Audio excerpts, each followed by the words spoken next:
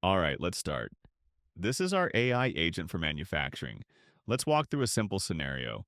We start operations and want to see what's going on the shop floor. We're looking for any risks, any issues, anything that might be off. Just a quick overview of the situation.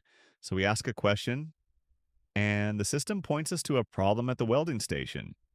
We can see that the actual output is well below what was planned. So, yeah, something's clearly not right here. But the agent doesn't just show data, it also helps us understand what's behind it. We can zoom into that specific production line. Let's take a look. We go a bit deeper and pull more detailed data. We want something more precise. Now that we've selected the line, we can ask for system level data. For example, we can pull machine data from ThingWorks, and now we get a full picture of what's happening on that line. We can already see a few issues popping up. Three machines are down, so yeah, three machines with faults. One of them is overheating, so we already have some useful insight. And the agent is actually combining multiple queries to build this full view. Now let's try to understand why this is happening. We can ask about recent events, alarms, or environmental factors, things like temperature or other conditions.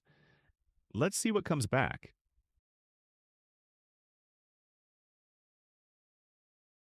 All right, we can see overheating and increased vibration. So temperature is high and vibration levels are off. There are multiple events here. Let's check what's happening on the machines. Environmental conditions seem fine.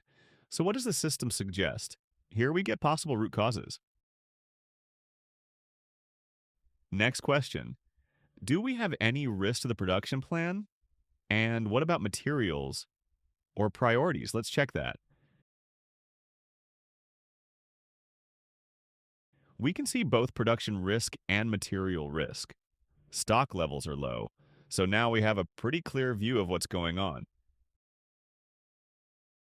We can also ask the agent to suggest next steps. For example, three recommended actions, and even get a quick summary for management.